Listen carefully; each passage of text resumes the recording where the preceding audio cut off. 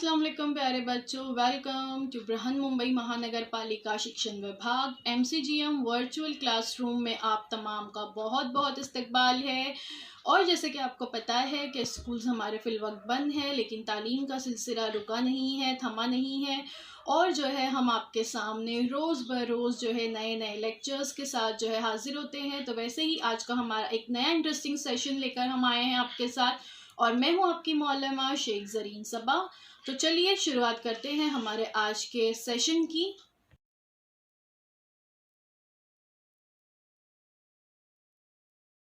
To Zareen Saba virtual studio, हमारे इस YouTube channel में आप तमाम का बहुत बहुत इस्तकबाल है। और अगर आप चाहते हैं कि आगे भी आपको ऐसे अच्छे अच्छे वीडियोस देखने मिलें तो हमारे चैनल को सब्सक्राइब करना ना भूलें। तो चलिए देखते हैं हमारा आज का टॉपिक।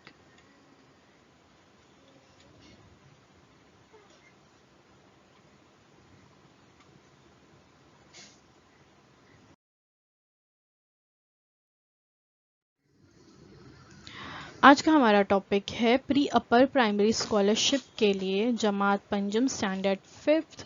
मजमून है ज़हनी आजमाइश। ये आपका पर्चा नंबर 2 है ना, आपको पता है ना। पर्चा नंबर 1 में जो है मैथ्स है और पर्चा नंबर 2 में जो है IQ यानी ज़हनी आजमाइश होता है। और मैं हूँ आपकी मौलमा Zareen Saba from MCGM virtual classroom Mumbai.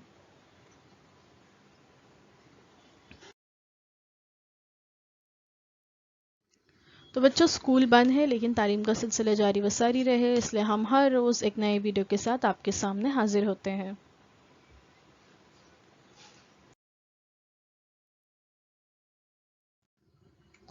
तो आज हम देख रहे हैं आपका टॉपिक फहमाइश। ये हमारा पहला टॉपिक है, पहला जुज़ है।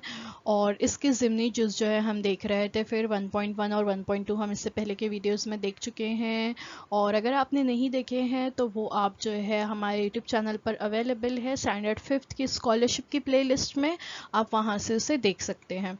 आज हम देख रहे हैं 1.3 अंग्रेज़ी हुर्फ तहजी इंग्लिश अल्फ़ाबेट्स। देखिए, मैंने आपको पहले भी बता चुकी हूँ कि IQ और ज़हनी आजमाइश एक ऐसा टॉपिक है जिसमें आप अंग्रेज़ी के बारे में भी आप इसमें पढ़ेंगे, मैथ्स के बारे में भी आप इसमें पढ़ेंगे, साइंस से रिलेटेड पढ़ेंगे, उर्दू भी इसमें मौजूद है, समाजियात भी इसमें मौजूद है, गर्ल्स के हर चीज़ इसमें मौजूद है और हर चीज़ के बारे में इसमें हम पढ़ेंगे। 1.3 अंग्रेज़ी हुर्फ तहजी। इस ज़ैली जुज़ में अंग्रेज़ी की हुर्फ तहजी दी हुई है और इसके ग्रुप्स बने हुए हैं। हर ग्रुप में 5-5 हुर्फ जो है बिलतरतीब दिए हुए हैं।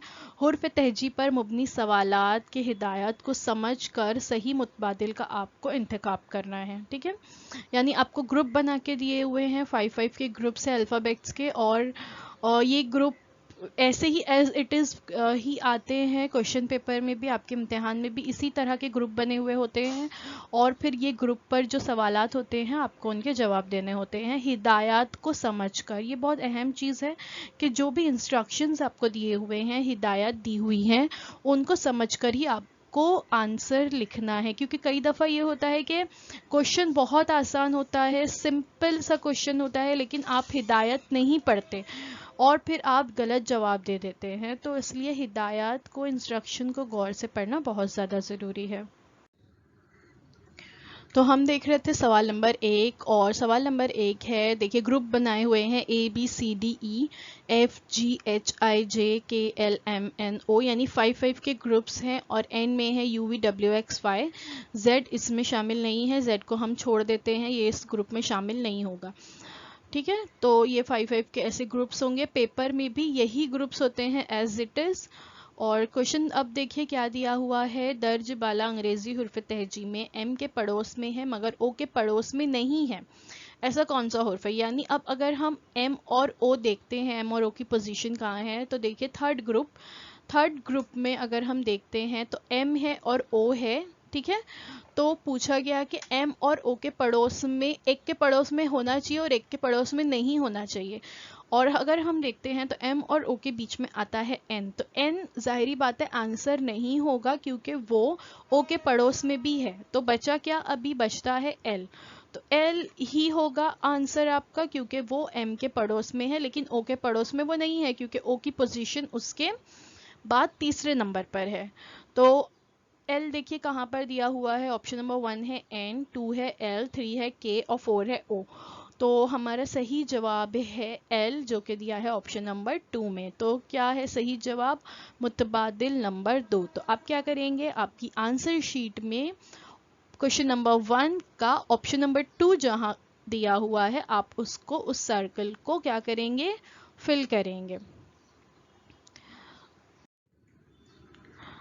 अगला सवाल, सेम ग्रुप बने हुए हैं और सवाल पूछा है मंदरजा वाला अंग्रेजी हुर्फी सिलसिले में ई से एस इन हुर्फों के दरमियान आने वाला हुर्फ कौन सा है। ठीक है, देखते हैं। तो ये है ई और यहाँ पर है एस। ठीक है, यहाँ ये ई है और यहाँ ये एस है। ई है पहले ग्रुप में और एस है चौथे ग्रुप में।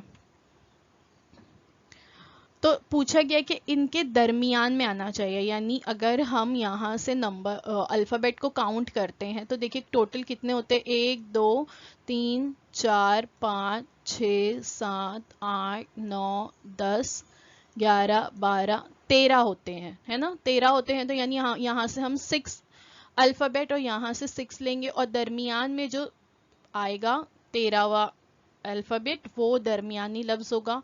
तो देखिए अगर हम यहाँ से ई से काउंट करते हैं 6 1 2 3 4 5 6, तो इसके बाद आता है 7 नंबर पे एल, तो ये है दरमियान में। अगर आप चाहें तो आप इसको एस से काउंट करके भी वेरीफाई कर सकते हैं। एस से अगर हम काउंटिंग शुरू करते हैं तो 1 2 3 4 5 6, ठीक है। तो दरमियान में यहाँ पे भी क्या आ गया, एल जो है वो दरमियान में आ गया, दोनों साइड 6 अल्फ़ाबेट छूट गए। तो दरमियानी हुर्फ है एल, एल दिया है ऑप्शन नंबर 2 में। तो जवाब जो है मुतबादिल नंबर 2 होगा। अगला सवाल, A B C D E F G H I J same groups बने हुए हैं। इसमें अंग्रेजी हुर्फ तहजी में जी और के इन हुर्फों के दरमियान कितने हुर्फ हैं। ठीक है, इससे पहले पूछा था कि दरमियानी हुर्फ कौन सा है, अब नंबर पूछा गया है कि कितने हुर्फ है। तो जी देख लेते हैं कहाँ पर है, जी है सेकेंड ग्रुप में और के है थर्ड ग्रुप में। इनके दरमियान में आ रहे हैं 3 हुर्फ। तो 3 कहाँ दिया है, देखिए ऑप्शन नंबर 1 में दिया है 2, 2 में दिया है 3, 3 में 4 और 4 में 5। यहाँ पर बच्चे क्या गलती करते हैं कि जवाब 3 आया ना, तो ऑप्शन नंबर 3 को वो वहां पर जो है उसका सर्कल फिल कर देते हैं, जो कि गलत है। आंसर 3 है, लेकिन कौन से ऑप्शन में आंसर 3 दिया है, ऑप्शन नंबर 2 में दिया है। तो इस चीज को ध्यान में रखना है। तो जवाब हमारा होगा मुतबादिल नंबर 2। अगला सवाल,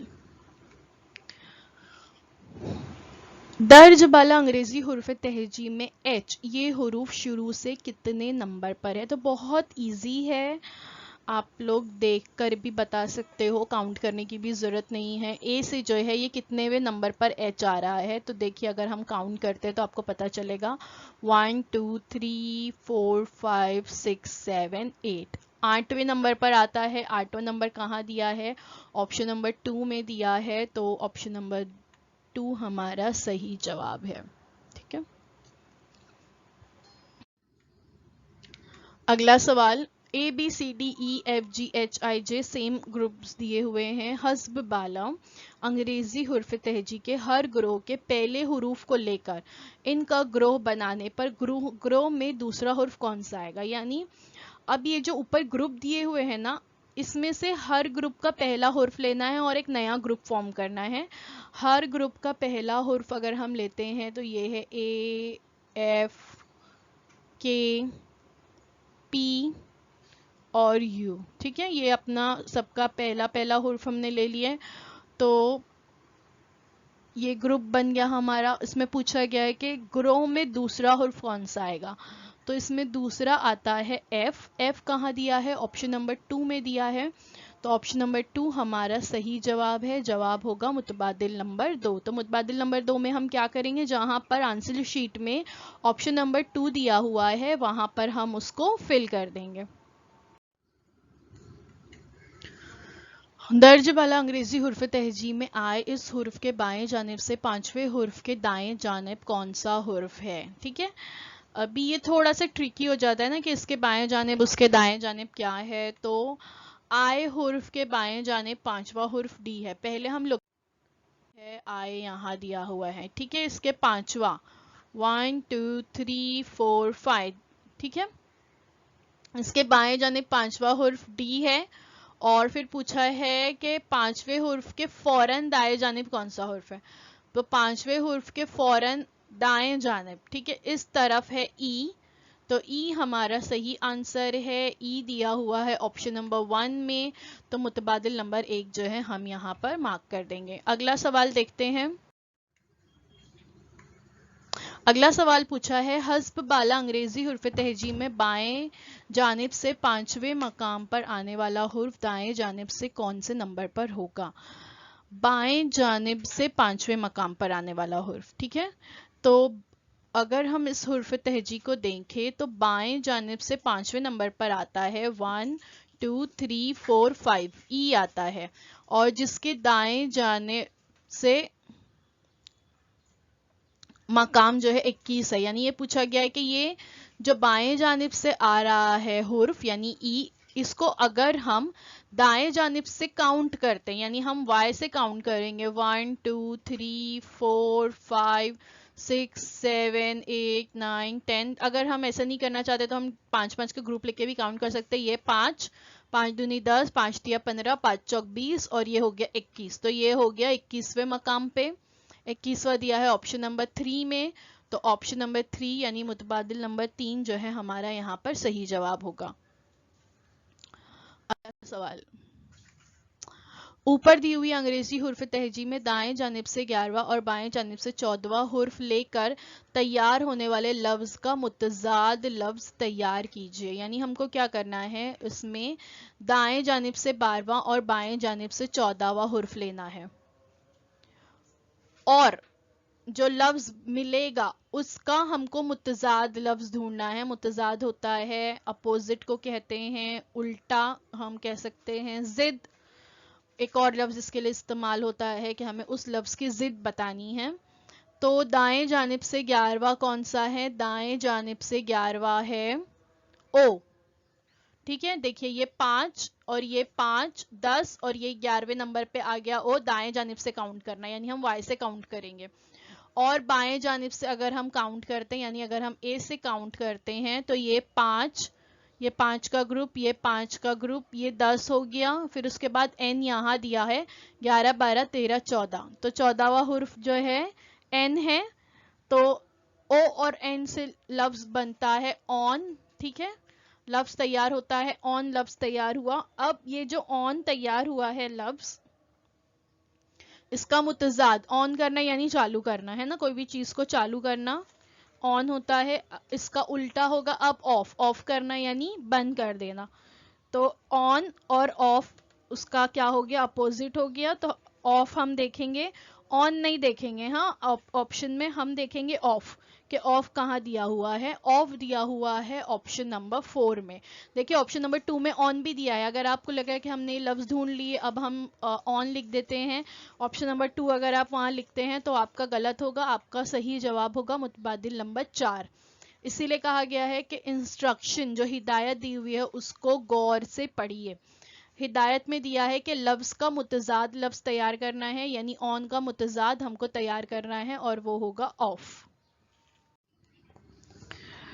तो अब हम देखते हैं अगला सवाल। अगला सवाल है हस्ब बाला अंग्रेजी हुर्फ तहजी में बिल्कुल दरमियान में आने वाला हुर्फ और टी, इन दोनों के दरमियान जितने हुर्फ है इतने ही हुर्फ और बिल्कुल दरमियान में आने वाले हुर्फ और किस हुर्फ के दरमियान में है। ठीक है, तो थोड़ा सा ट्रिकी क्वेश्चन है, एक एक हिस्सा देखते हैं। पहला क्या दिया हुआ है, हस्ब बाला अंग्रेजी हुर्फ तहजी में बिल्कुल दरमियान में आने वाला हुर्फ। तो अगर हम बिल्कुल, तो हम पूरा काउंट नहीं करेंगे, हमें पता है 5 5 के ग्रुप्स है। तो ये 5 5 10 हो गया, यहाँ से 5 5 10 हो गया, ये 10 10 हो गया, बराबर डिवाइड। अब यहाँ से 2 और यहाँ से 2, तो दोनों साइड कितने हो गए, 12 12 हो गए, 12 12 हो गए। अब दरमियान में क्या आ रहा है, दोनों तरफ 12 12 24, दरमियान में 25वां हुर्फ है एम। तो बिल्कुल दरमियान में आने वाला हुर्फ पूछा गया है एम है।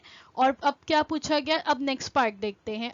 एम और टी, इन दोनों के दरमियान में जितने हुर्फ है, ये रहा एम और ये रहा टी, ठीक है। अब इन दोनों के दरमियान में है S R Q P O N, इतने ही हुर्फ और बिल्कुल दरमियान में आने वाला हुर्फ और किस हुर्फ के दरमियान में है, ठीक है। एम और टी इतने हुर्फ है, इसके दरमियान में कितने हुर्फ है, देखिए 1 2 3 4 5 6, ये है एम और टी के दरमियान में 6 हुर्फ। मजीद इतने ही 6 हुर्फ बिल्कुल दरमियान में आने वाले हुर्फ एम के बाएं जानिब हुर्फ एफ के दरमियान में है, ठीक है। अब ये पूछा गया अगला कि इतने ही हुर्फ और बिल्कुल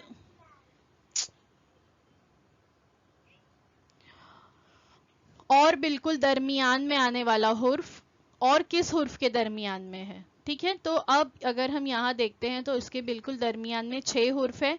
हम यहाँ से 6 और यहाँ से 6 काउंट करेंगे, दोनों जगह से 6 काउंट करेंगे। तो बाएं जानिब, एम के बाएं जानिब हुर्फ जो है वो एफ के दरमियान में है, ठीक है। यहाँ से हमने 6 काउंट कर लिए टी तक, अब एम से भी हम 6 काउंट कर लेंगे, तो यहाँ पर आ जाता है एफ। तो हमारा सही जवाब क्या होगा, मुतबादिल नंबर 4 जो दिया है एफ।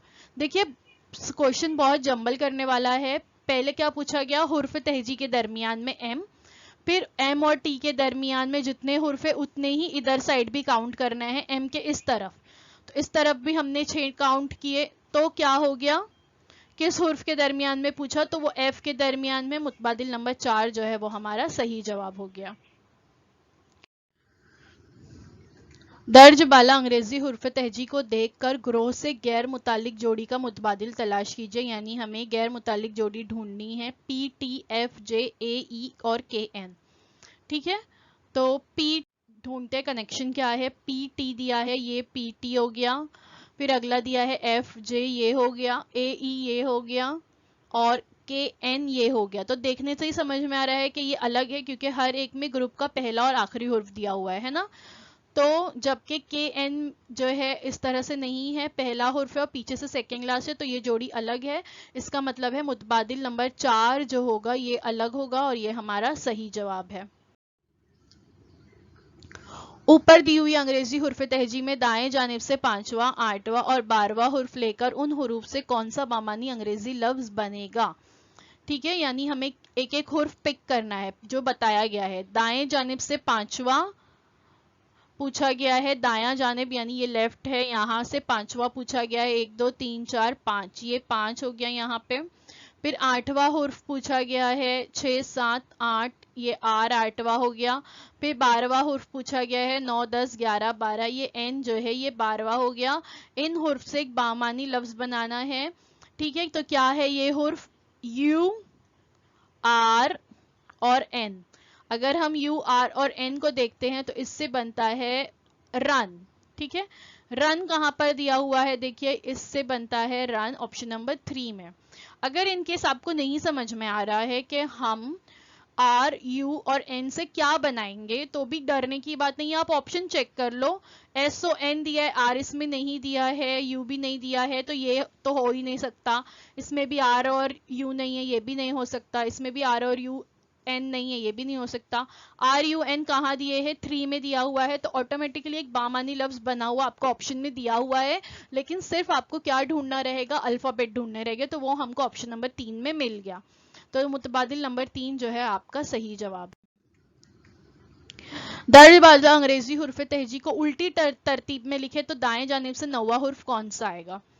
अगर हम इसको उल्टा लिखते हैं, यानी हम पहले लिखेंगे y x w v, इस तरह से उल्टा लिखने की जरूरत नहीं है, यहीं से आप नंबरिंग करना स्टार्ट कर सकते हैं। क्या पूछा है, उल्टा लिखने के बाद दाएं तरफ से 9वां, तो यानी यहाँ पर हम बाएं तरफ से काउंट करेंगे, सीधा लिखा हुआ है तो। और 9वां क्या आएगा, अब यहाँ से आप काउंट करके दिख सकते हैं, देखिए यहाँ पर A B C D count करके 90 पे आ गया आई दिया है ऑप्शन नंबर 2 में। तो मुतबादिल नंबर 2 यहाँ पर आपका सही जवाब है। मुतबादिल नंबर 2 में आई दिया है। अब आप अपनी आंसर शीट में आई पे क्या करेंगे, गहरा करेंगे, यानी आई जहां पर ऑप्शन नंबर 2 दिया है वहां पर आप उसको उस सर्कल को फिल करेंगे। अब इतने सवालात मैंने आपको हल करके बताई। अब आपके लिए कुछ मश्की सवालात है 1.3 के, जो आपको अस खुद हल करने हैं। मैं इसका आंसर आपको नहीं बताऊंगी, आंसर आप हमें कमेंट सेक्शन में बता सकते हैं। हस्ब बाला अंग्रेजी हुर्फ तहजी में दरमियानी हुर्फ के दाएं जानिब पर दूसरा हुर्फ और बाएं जानिब से दूसरा हुर्फ, इन हुर्फ से कौन सा अंग्रेजी बामानी लफ्ज बनेगा? ऑप्शन है ओके, के ओ, नो और ऑन। ठीक है, आंसर मैं नहीं बता रही हूँ, आपको हमें कमेंट सेक्शन में आंसर बताना है। ऊपर दी हुई अंग्रेजी हुर्फ तहजी में छठा, पांचवा और 24वां हुर्फ लेकर इन हुर्फ से कोई बामानी अंग्रेजी लफ्ज बनता है। तो कौन सा बामानी अंग्रेजी लफ्ज बनेगा? बहुत आसान है, छठा पिक करना है, 15वां और 24वां हुर्फ लेना है और एक बामानी लफ्ज बनाकर देखना है। OXBXOF फॉक्स और FXO दिया है, देखना है इसमें से सही क्या है, वो ढूंढना है आपको और अपना जवाब दर्ज करना है। ऊपर दी हुई अंग्रेजी हुर्फ तहजी के आखिर से 15वें हुर्फ के दाएं जानिब का तीसरा हुर्फ कौन सा है? ठीक है, बहुत आसान है ये भी, आखिर से 15वां उसके दाएं जानिब का तीसरा हुर्फ ढूंढना है और हमें कमेंट सेक्शन में बताना है कि इसका सही जवाब क्या है। ऊपर दी हुई अंग्रेजी हुर्फ तहजी देखकर जेल के मुतबादिल में ग्रोह में शामिल ना होने वाला मुतबादिल पहचानिए। HWPC, आप देखेंगे कि कौन से नंबर पर कौन सी जगह पर ये हुर्फ आ रहे हैं और आपको इसमें से कौन सा ऐसा लग रहा है कि ये अलग है, ये ग्रोह से अलग है, वो आपको ढूंढना है और बताना है। ये सारे सवाल आपको खुद हल करने हैं, आप अपने घर में अपने अम्मी अब्बा भाई बहन की मदद ले सकते हैं और बल्कि ये तो इतने आसान है कि आप अस खुद भी हल कर लेंगे। ऊपर दी हुई अंग्रेजी हुर्फ तहजी के मुताबिक जी और एस, इन हुर्फ के दरमियान कितने हुर्फ हैं? बहुत आसान है, जी और एस के दरमियान के तमाम अल्फाबेट काउंट करना है और लिखना है। तो आज के लिए बस इतना ही। Thank you so much for watching. उम्मीद है जो कुछ आज आपको बताया गया वो आपको अच्छी तरह से समझ में आया होगा। अगर आपके कोई सवाल हैं तो आप हमें कमेंट सेक्शन में पूछ सकते हैं और साथ ही हमें ये भी बताइए कि आपको हमारा वीडियो कैसे लगा। इसको अपने दोस्तों के साथ ज़रूर शेयर कीजिए क्योंकि आपके स्कॉलरशिप के इम्तिहान बहुत करीब है, तो ज़्यादा से ज़्यादा लोगों का फ़ायदा हो, इसलिए उनको उनके साथ ज़रूर शेयर कीजिए। सवालात की मश्क करते रहिए, सवालात ध्यान से पढ़िए फिर हल कीजिए। ठीक है, तो best of luck for your exams. अब इंशाल्लाह एक नए वीडियो में मुलाकात होती है। अल्लाह हाफिज। अगर आपको हमारा ये वीडियो अच्छा लगा है तो हमारे इस वीडियो को लाइक कीजिए, शेयर कीजिए, हमारे चैनल को सब्सक्राइब कीजिए और सब्सक्राइब करने के बाद आगे आने वाले तमाम नए वीडियोस अगर आप चाहते हैं कि उनकी नोटिफिकेशन आपको मिलती रहे तो बेल के जो आइकन दिया है उस पर क्लिक करना ना भूलें ताकि आपको और अच्छे अच्छे स्कॉलरशिप की वीडियो मिलते रहें। तो चलिए, अल्लाह हाफिज़। अब एक और नए वीडियो में मुलाकात होती है। तो बच्चों, मुझे उम्मीद है जो कुछ आज आपको पढ़ाया गया वो आपको अच्छी तरह से समझ में आया होगा और अगर आपको नहीं समझ में आया है तो हमारा ये वीडियो यूट्यूब पर भी अवेलेबल है, आप इसे दोबारा से जो है देख सकते हैं और अपने साथ जो है अपनी टेक्स्ट बुक ज़रूर रखिए ताकि आपको जो है तमाम पॉइंट्स अच्छी तरह से समझ में आए। तो अब आप लोगों से इंशाल्लाह अगले हफ्ते एक नए वीडियो में मुलाकात होती है। अल्लाह हाफिज़।